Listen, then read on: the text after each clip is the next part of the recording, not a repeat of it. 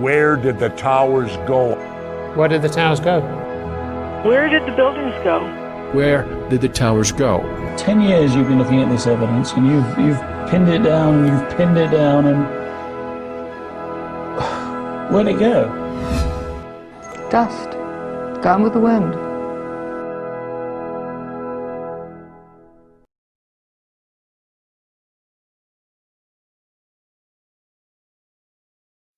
We're talking about the fact that most people see what they expect to see, what they want to see, what they've been told to see, what conventional wisdom tells them to see, not what is right in front of them in its pristine condition.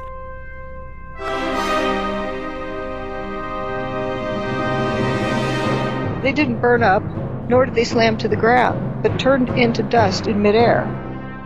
Although they were demolished in such a way as to look as if they fell, they did not fall at all. The buildings, in fact, mostly turned to dust before they hit the ground.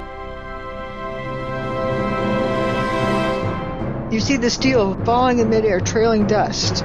It's not hitting anything as it's flying through the air. So why is it turned to powder in midair? It's not pulverization, it's not vaporization. I call it dustification. The buildings turn to dust. Those towers literally disintegrated. They went into dust. How could so much steel and concrete just vaporize? Did it all turn to dust? It's incomprehensible for somebody to see something solid turn into dust. The buildings turn to dust in midair. If you look at it, you can see that.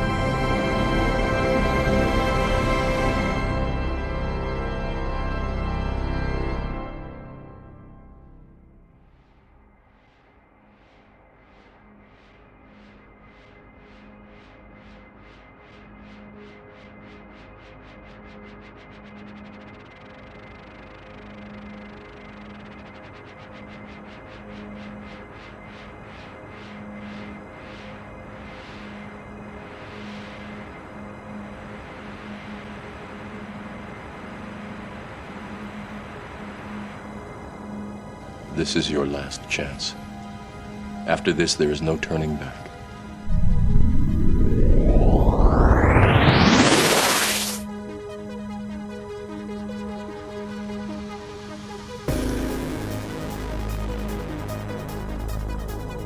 You have a steel beam flying through the air, and it's dissolving as it flies through the air. It's turning into dust, and it's not hitting anything. The building was not smashed to bits. So that's why pulverizing doesn't describe it. No explosions, no heat, no flames. Vaporization implies high heat. If you would have seen the whole building glowing, people would have been blinded by the light. It's very dense dust. It initially blocked out all of the sunlight, 100% of the sunlight, so it was pitch black. You come to the realization that these pieces of material are becoming dust. They're frothing up into dust as they fall. And if you watch some of these pieces, you can actually see them turning to dust before they hit the ground.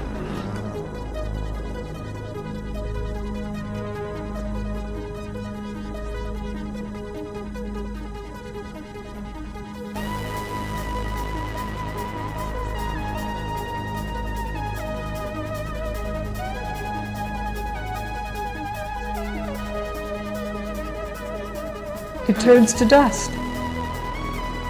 That's amazing. That is amazing. I mean, just like a Star Trek thing. It just, poof, it's gone.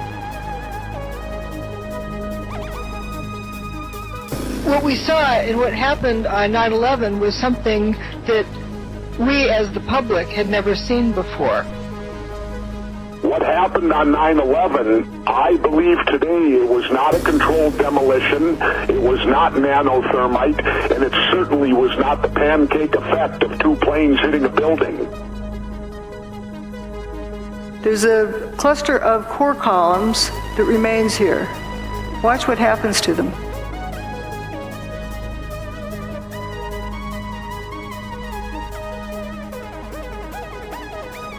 They just faint.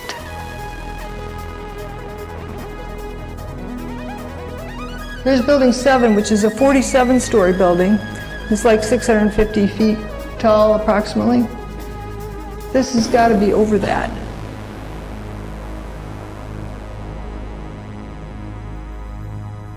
It physically disintegrates in front of your eyes. Not concrete, but steel. You can see all of this just frothing up into dust. And it's also blowing downward. That's about 700 feet tall. If that thing tipped over, it would take out a few blocks worth of buildings. How's it going to go straight down? You got a 700-foot hole in the ground, drop it into?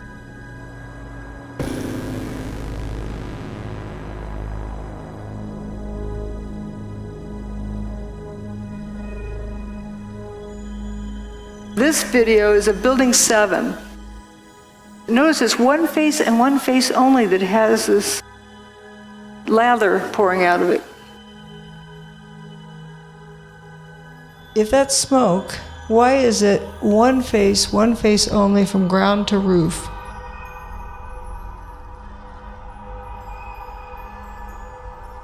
That does not look like a fire pouring out a window. Is basically not touched at all. A few little fires in it. I mean, it was weird. It was bizarre. It blew out of one face of the building only, from bottom to top.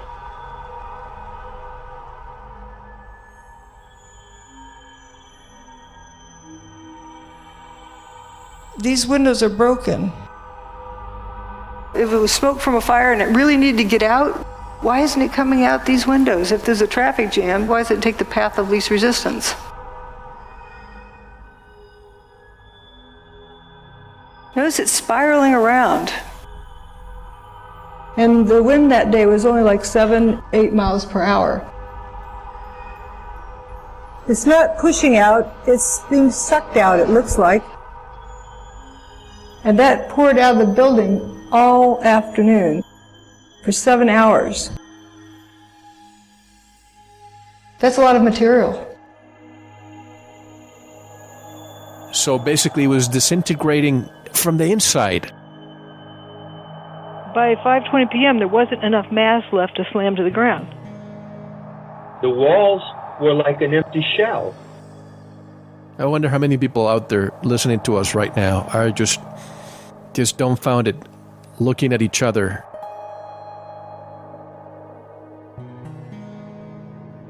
Here was these huge buildings that turned to dust in midair right in front of our faces on TV. Why did so few people see that? Because they were told to see a collapse, maybe?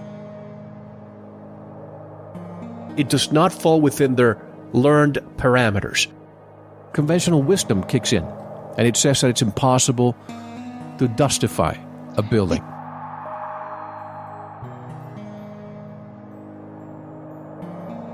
The buildings turn to dust before they even reach the ground.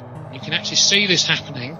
You can watch any of the videos from the news channels. They all show the same thing. We thought we knew what we saw. A plane hitting the building should not turn the buildings into dust. We've got to start looking at this whole situation a lot differently than we have up until now. Free your mind. They just seem to crumble. This is not a theory, and it is not speculation. The proof is staring us right in our face. Can you call that a collapse? The building didn't burn up, nor did it slam to the ground, but turned into dust in midair. The 110-story tower disintegrated in just 10 seconds.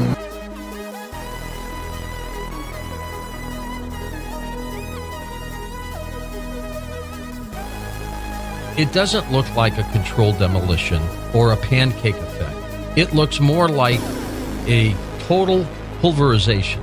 And it just seems like it's like a waterfall effect where it's just dust is just accumulating and piling over on each other. That's not a collapse. And it's not an explosion. It's a building frothing up into powder. This is 110 stories of building turning to dust in 10 seconds.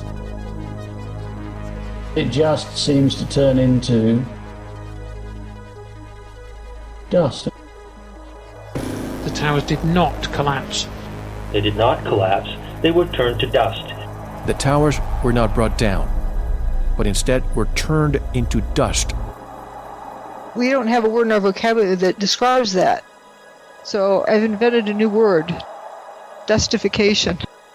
I kind of define it as the process of turning a solid structure into powder in midair. Dustified. There it goes. Wait a minute, that building's turning into dust in midair. Collapses don't do that.